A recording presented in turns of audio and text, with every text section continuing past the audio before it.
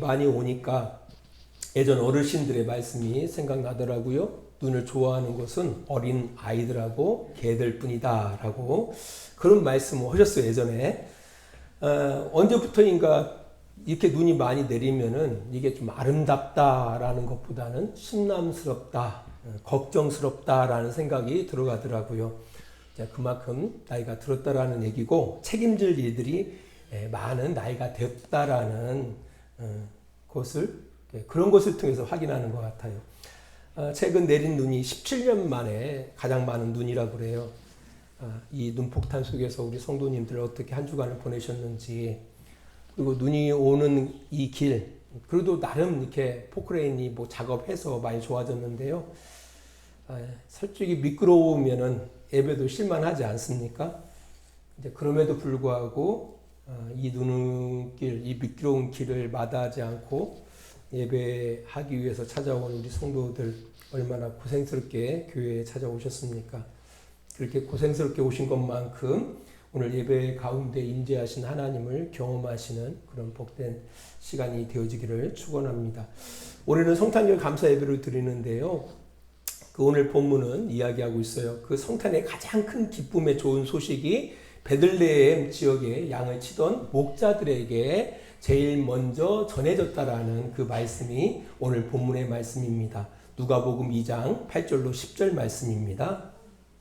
그 지역의 목자들이 밤에 밖에서 자기 양떼를 지키더니 주의 사자가 곁에 서고 주의 영광이 그들을 두루 비춤에 크게 무서워하는지라. 천사가 이르되 무서워하지 말라. 보라, 내가 온 백성에게 미칠 큰 기쁨의 소식을 너희에게 전하노라. 왜 베들레헴의 목자들에게 이 성탄의 소식이 가장 먼저 전달되어졌을까? 저는 이게 좀 궁금했어요. 그 당시에 이스라엘은 수많은 사람들이 살고 있었단 말이에요. 그런데 왜 하필이면은 목자들, 그것도 그 지역의 목자들에게 가장 큰 기쁨의 좋은 소식이 전해졌을까? 성탄의 이 소식이. 그래서 그들에게 어떤 특별함이 있지 않을까 해서 한번 찾아봤어요. 왜냐하면은 예수 그리스도의 탄생에 대한 기록은 마태복음하고 누가복음에만 있습니다. 그래요. 마가복음이나 요한복음에는 기록되어 있지 않아요. 오직 마태복음과 누가복음만 기록되어 있는데 그 가운데 예수님의 어린 시절에 대한 이야기는 누가복음에만 기록되어 있어요. 그래서 이 누가복음을 한번 찾아보니까 예수님의 어린 시절에 그를 만난 사람들에 대한 기록들이 담겨져 있습니다. 근데 한결같이 그들에게는 특별함이 있었습니다. 예수님께서 8일 만에 그 할례를 받았거든요. 그 할례를 받으실 때에 그 예수님을 만났던 시므온이라는 사람이 있습니다. 이에 대해서 누가는 이렇게 기록하고 있습니다. 누가복음 2장 25절 말씀입니다. 예루살렘에 시므온이라 하는 사람이 있으니 이 사람은 의롭고 경건하여 이스라엘의 위로를 기다리는 자라. 성령이 그 위에 계시더라. 그 8일 만에 할례를 받으신 그 예수님을 이렇게 만났던 이 시므온이라는 사람은 어떤 사람이라고요? 의롭고 경건하고 이스라엘의 위로를 기다리는 사람이었고 성령이 그 위에 계시더라라고 이야기하고 있습니다. 또한 그때에 바누엘의 딸 안나도 그 어린 예수를 만나게 되어지거든요. 그 여인에 대해서도 누가는 이렇게 기록하고 있습니다. 누가복음 2장 37절 말씀입니다. 과부가 되고 84세가 되었더라. 이 사람이 성전을 떠나지 아니하고 주야로 금식하며 기도함으로 섬기더니. 이 여인은 성전을 떠나지 않고, 예루살렘 성전이에요. 이 성전을 떠나지 않고 매일 주야로 금식하면서 기도하면서 하나님을 섬겼던 여인이었다라고 이야기하고 있습니다. 이런 특별함이 있었기 때문에 예수님을 만날 수 있었다라는 얘기예요. 그런데 예수님의 그 탄생 소식을 처음 들었던 이 목자들에게는 그렇잖아요. 세상의 수많은 사람들 가운데 제일 먼저 이들에게 성탄의 소식이 전달됐다라는 거예요. 이게 특별한 일 아닙니까? 이들에게 어떤 특별함이 있을까? 아무리 찾아봐도 전혀 언급이 되어 있지 않아요. 심지어는 그 목자들의 이름도 기록되어지지 않더라는 겁니다. 그렇다면은 그 사람이 어떤 특별한 것은 없어요. 심지어는 이름도 없어요. 이름도 없습니다. 단지 그들의 직업에 대해서만 이야기하고 있어요. 양을 키우는 목자. 뭐 그 당시는 지금보다 훨씬 더 직업에 대해서 편견이 그 당시는 지금보다 더 심했을 거예요. 지금은 그래도 뭐 직업에 뭐 기천이 있느냐라고 해가지고 많이 안화되어져 있는데요. 그 당시는 심했다라는 거예요. 당시 양을 키우는 이 목자, 이게 생각하면은 우리는 보통 양을 키우는 그 호주의 그 넓은 그 풍부한 목조지를 중심으로 수많은 양떼를 키우는 그런 목자들을 상상할 수 있습니다. 그러나 이스라엘의 목자는 전혀 그것을 상상할 수가 없어요. 이게 풀초리를 찾기 위해서 험난한 골짜기를 헤매야 돼요. 험난한 골짜기를 헤매야 돼요. 또 그들에게 물을 주기 위해서 그 시냇가를 찾아야 돼요. 그러니까 그들에게 먹이고 마시고 하기 위해서 가진 고생을 다 해야 하는 것이 그 직업이 바로 목자의 직업이에요. 게다가 70대로 출몰하는 그 들짐승으로부터 자신과 양떼를 보호하기 위해서요, 눈을 부릅뜨고 긴장 속에서 하루하루를 지내야 하는 것이 바로 그들이었다라는 겁니다. 이게 요즘 말하면은 3D 직종 가운데 하나입니다. 제 아내도 드디어 이제 상교대가 끝났어요. 이제 앞으로 뭐 언제까지 근무할지 모르겠지만 이제 외래 근무, 이제 잘 잠 다 자고 근무할 수 있는 환경이 되어졌거든요. 특별히 간호사 직종이 3D 직종 중에 하나거든요. 남들 다 잘 때 잠을 못 자요. 예전에는 뭐 선배들은 대충 하고 후배들은 열심히 일하고 이렇게 했는데 요즘은 그렇게 했다가는 잘려요. 그러니까 12시간이 아주 그 밤근무할 때는 꼬박 그 밤을 새워야 돼요. 얼마나 고통스러워요. 그래서 간호사 직종도 3D 직종 가운데 하나라고 이야기하는 거예요. 마찬가지로 이 목자의 직종이 그 당시에 3D 직종 가운데 하나였다라는 겁니다. 그리고 이뿐 아닙니다. 워낙 이 직업이 어렵다 보니까 그것을 좋아하는 사람들이 없어요. 그러니까 하다가 어떤 일도 할 수 없는 사람이 결국은 그 일을 하게 됐다라는 겁니다. 그래서 그 주변 사람들로부터 내가 직업이 목자요라고 하면은 멸시받고 천대받는. 그러나 먹고 살아가기 위해서는 할 수 없이 이 일을 할 수밖에 없는 사람들이었다라는 겁니다. 그러니까 뭐 특별함도 없고요. 오히려 그 당시에 이 목자라는 그 직업 그 자체가 멸시받고 천대받는 그런 직업이었거든요. 그러니까 뭐 특별함이란 거 없어요.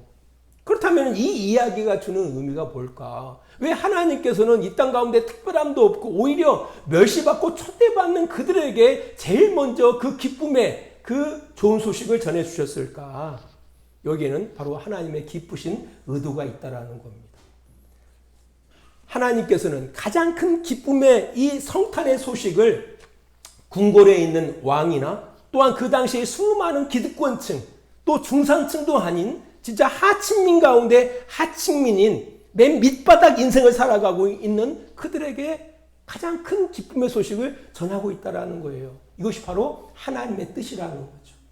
그 속에는 바로 하나님의 사랑이 담겨져 있다는 겁니다. 하나님은 있는 자의 하나님만이 아니라 없는 자의 하나님이시기도 하다라는 겁니다. 오히려 그 기쁨의 소식은 기득권자, 있는 자들보다 정말 멸시받고 천대받는 가장 낮은 자리에 있는 그들에게 더 필요한 소식이었다라는 거예요. 그래서 그들에게 그 기쁨의 좋은 소식을 맨 먼저 전하고 있다라는 겁니다. 어떻게 보면 우리도 그 기쁜 소식을 들어서 이 자리에 있는 거예요. 솔직히 관심 없는 사람들 많거든요. 무슨 뭐 기독교가 뭐고 예수가 뭐고 관심 없이 사는 사람들이 있거든요. 그들에게 아무리 이 기쁨의 좋은 소식을 전해 준다 하더라도 말 그대로 전혀 들려지지 않아요. 하지만 어떤 이들에게는 그런 간절한 소식이 된다라는 거죠. 어떤 이들에게는. 사실 이 시대를 바라보면은요, 아직도 종교나 인종, 또 남녀노소, 빈부귀천, 게다가 이념으로 이 불평등 가운데, 불공정 가운데 너무나 그 억울함 가운데 살아가는 사람들이 너무 많아요. 요즘 한참 인기를 끌고 있는 드라마가 있어요. 우리 집은 또 케이블 TV가 안 나와가지고 예, 우리가 이제 아이패드로나 보고 있는데 재벌집 막내 아들, 거기에 보니까 한 기득권자가 이제 뭡니까 그들에게서 수족처럼 사용했던 나름대로 뭐 높은 직급에 있는 사람에게 한 말이 있어요. 뭐냐면 억울하면 다시 태어나라고. 예, 억울하면 다시 태어나. 예.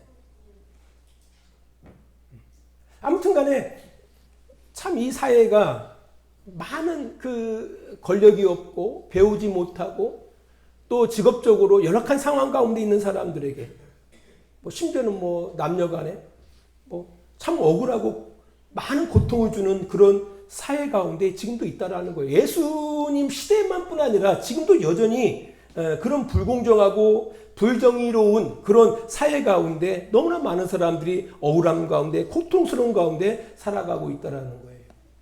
사실 그들에게 그 예수 그리스도의 탄생은 그들에게 희망을 주는, 그들에게 평화를 주는 진정한 소식이 된다라는 거죠.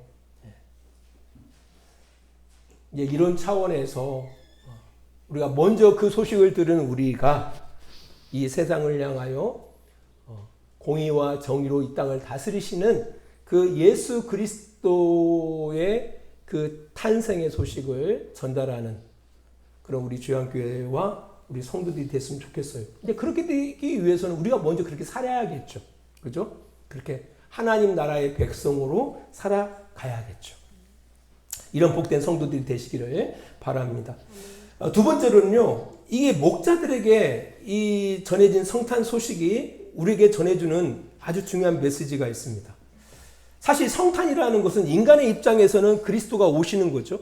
하지만 하나님의 입장에서는 보내시는 거죠. 한번 질문 한번 해볼까요? 하나님 나라는 오는 겁니까? 가는 겁니까? 하나님의 나라, 여러분들 꿈꾸잖아요. 나 죽어서 하나님 나라 갈래요. 좋아요. 근데 그 하나님 나라는 오는 겁니까? 우리가 가는 겁니까? 와요? 가요? 네, 와요? 와요? 네, 맞습니다. 오는 거예요. 많은 사람들이 착각해요. 착각해요. 하나님 나라는 오는 것이지 가는 게 아니에요.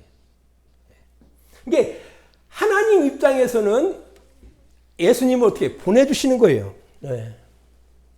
하나님 입장에서는 예수님 우리에게 보내주시고 있어요. 그 보내주심에 대해서 분명한 목적이 있을 거예요.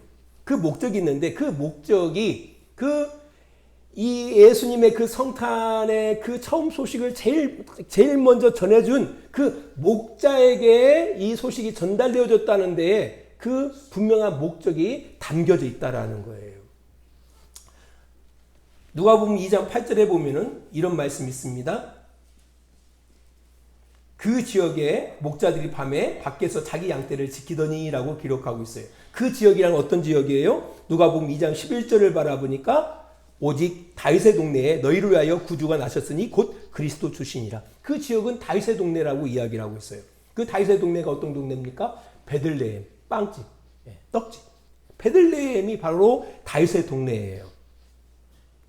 그 다윗의 동네 근처에서 양을 지키는 목자에게 예수님의 성탄의 소식이 맨 먼저 전달되어졌다라는 거예요.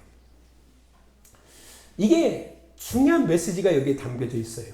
당시 많은 사람들이 예루살렘에 예배하기 위해서, 예배를 드리기 위해서 예루살렘을 찾습니다. 예루살렘을 찾을 때 그냥 오지 않아요. 뭘 준비하죠? 제물을 준비해서 와요. 하나님 앞에 제사할 제물을 가지고서 온다라는 거예요. 근데 가까운 곳은 괜찮은데 먼 곳에 오는 사람은 제물까지 데리고 올 수가 없는 거예요. 양을 끌고 그 먼 곳을 걸어올 수가 없는 거예요. 그래서 일찍이 율법서를 바라보면은 그 근처에서 돈을 주고 그 제물을 살 수 있는 그 길을 마련해 놓으셨거든요. 마찬가지로 그 예루살렘 그 제사장들이 나름대로 그들이 이렇게 허용하는 틀 안에서 그 제물을 사고 팔고 할 수 있는 그런 그 가게들을 이렇게 준비해 놨어요.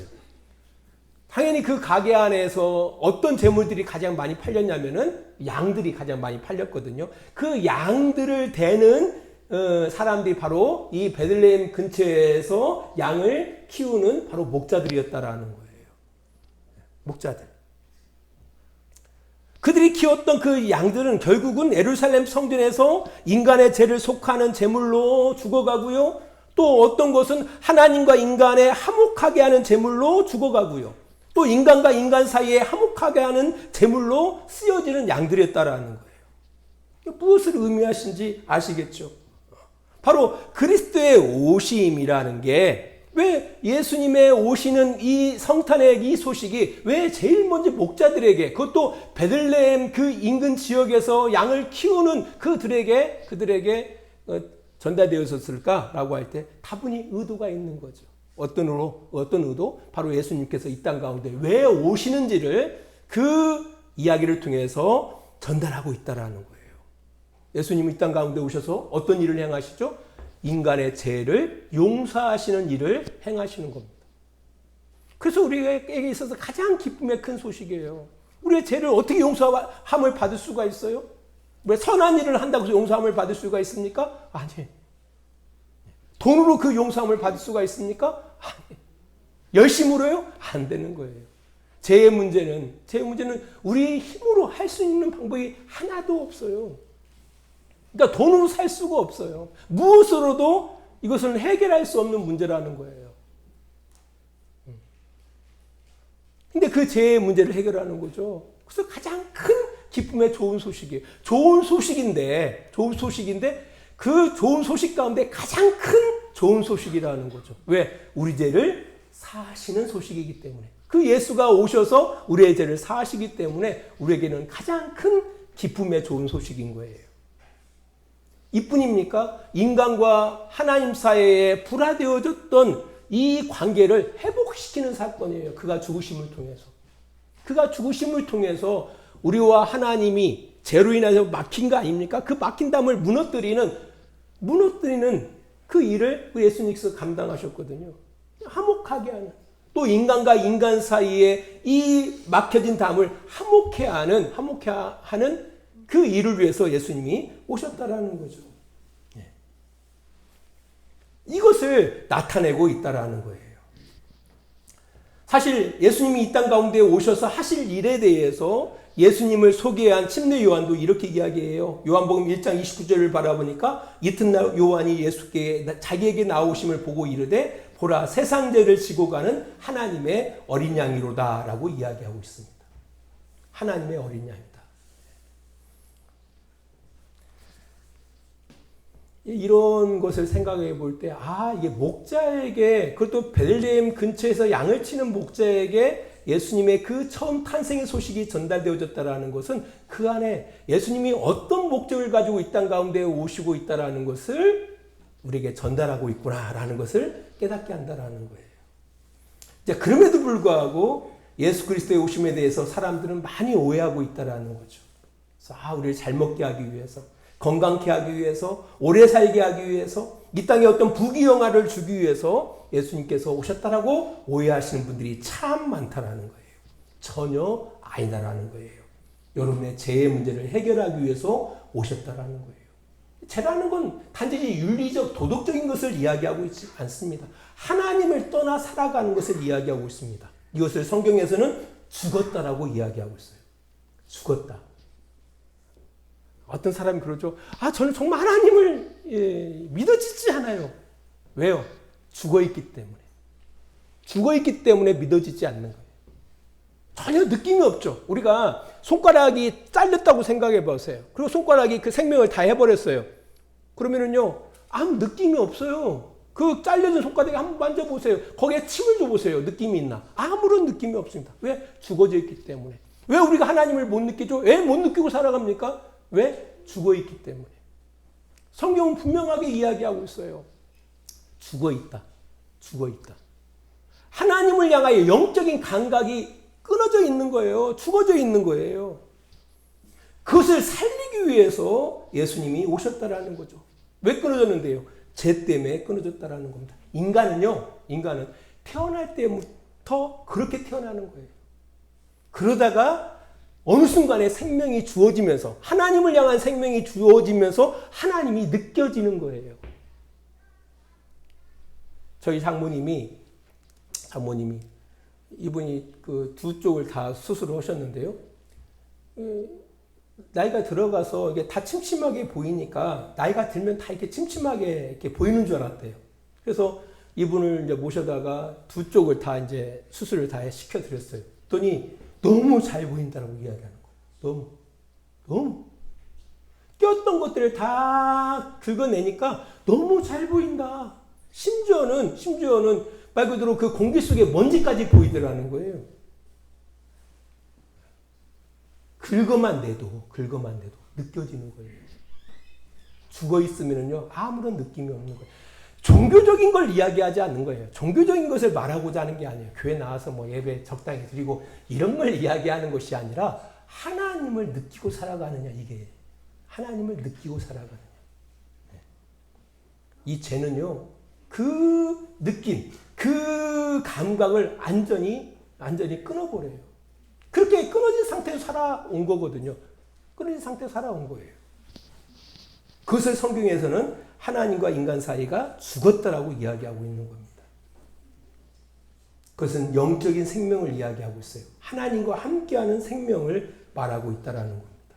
그 생명을 우리 하나님께서, 예수님께서 드렸고, 예수님께서 그를 믿는 모든 사람들에게 그 생명을 주신다라는 겁니다.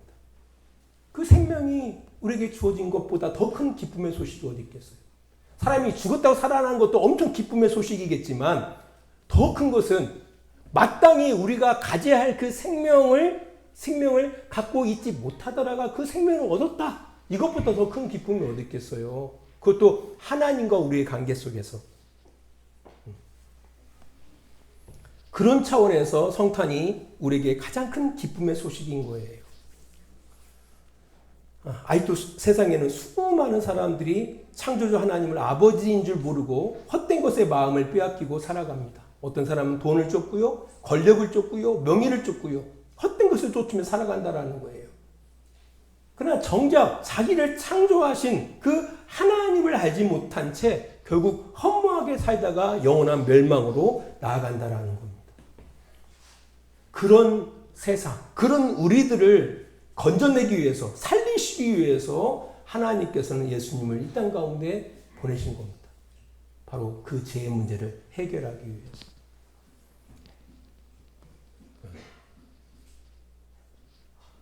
이보다 더 큰 기쁨의 소식은 없는 겁니다. 마지막으로 그 예수님께서는 인간의 몸으로 이 땅 가운데 오시죠. 그죠? 나중에 이들이 마리아에게 찾아가요. 보니까 강보에 쌓여있진 아이를 보게 되어집니다. 사람으로 와요. 왜 사람으로 올까? 사람으로. 예수님이 이 땅 가운데 오셔서 하신 가장 큰 일 가운데 또 하나가 바로 뭐냐면은 사람답게 살아가는 것이 무엇인지를 우리에게 몸소 보여주셨어요.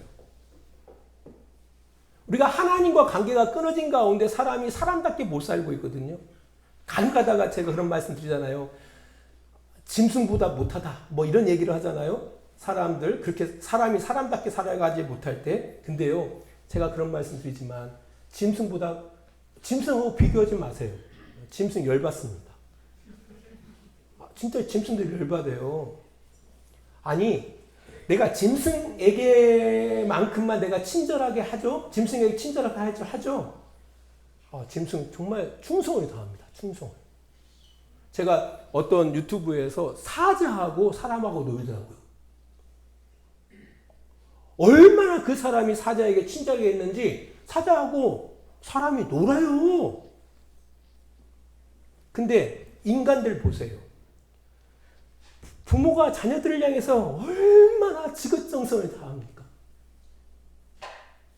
지극정성을 다해서 부모는 자식을 사랑해 줍니다. 하지만 사람은 어떻게 해요? 그 은덕을 몰라요. 그 은혜를 몰라요. 늙으면 지 알아서 책임져야지. 국가가 책임져야지. 그게 사람다운 겁니까? 어디 짐승에다가 비교를 해요. 절대 여러분들 항상 우리 주양교 성도들은 들었으니까 혹시나 누가 이 개만도 그러지 마세요. 개 훌륭합니다. 세상에 모든 게 다 훌륭해요. 훌륭합니다. 적어도 개처럼 살아갑니다. 하지만 인간은 그렇게 못 살아가요. 여러분, 내가 받은 은혜에 걸맞게 살아가는 사람이 몇 명이나 있습니까? 사실 예수님이 이 땅 가운데 오셔서 하신 일이 바로 뭐냐면은 인간이 인간답게 살아가는 것인 이런 삶이라는 것을 보여주신 거예요. 예수님의 삶을 우리는 본받고 살아가야 돼요. 예. 여러분 꼭 기억하셔야 돼요. 이게 안 되면 그거 예수 믿는 거 아닙니다. 그거 하나님 나라 백성 아닙니다. 적어도 여러분 안에서 예수의 삶을 본받기 위해서 끊임없이 노력하는 삶을 살아가야 돼요. 아, 예수님은 이때 이렇게 살았는데 왜 나는 이렇게 못 살아가지? 이렇게 살아가야 한다는 거죠. 그래서 예수님이 이 땅 가운데 인간의 몸을 입고 이 땅 가운데 오신 거예요. 우리에게 친히 보여주시는 거예요. 사람이 사람답게 살아가는 것이 이렇게 살아가는 거다. 또한 그것은 우리에게 주어진 하나님 나라 백성이라고 여기는 여러분들에게 주어진 사명이기도 하다는 거예요. 말씀을 맺으면서요. 우리는 이 땅 가운데 성탄으로서 또 살아가야 돼요. 여러분 하나님의 백성들이잖아요. 하나님의 백성들로서 이 땅 하나님을 알지 못하는 이 세상 불공평하고 억울함이 위에서부터 아래까지 완전히 속된 말로 쩔어 있는 이 땅 가운데 기쁜 소식으로 여러분 이 땅 가운데 살아가야 돼요. 그리고 여러분이 몸소 실천하면서 살아가야 한다는 거예요. 뭘? 사람답게 살아가는 것이 이렇게 살아가는 거다. 하나님 안에서 회복된 삶이라는 것이 이렇게 살아가는 것이다라고 전달해야 하는 그런 사명을 여러분들이 갖고 있다는 사실을 꼭 기억하시고 이 땅 가운데 성탄으로 살아가시는 여러분들 되시기를 주의 이름으로 축원합니다. 기도하겠습니다. 하나님 아버지 감사합니다. 오늘 우리가 성탄절 감사의 하나님 앞에 영광을 올려드립니다. 우리가 무엇간데 우리에게 성탄의 기쁜 소식을 먼저 허락하셔서 우리가 조건 없고 정말 멸시받고 연약한 우리가 예수 그리스도의 그 은혜로 생명을 얻고 죄에서 자유함을 얻고 하나님의 귀한 백성들이 되어졌습니다. 그러나 아직도 우리 주변에는 하나님을 알지 못한 채 죄와 사망의 매임 가운데 살아가는 수없이 많은 불쌍한 사람들이 우리 주변에 너무 많이 살아가고 있습니다. 우리에게 주어진 사명이 있습니다. 우리 예수님께서 이 땅에 오신 것처럼 우리가 이 세상을 향하여 나아가 예수의 삶을 살아가야 할 그 책임들이 우리에게 있습니다.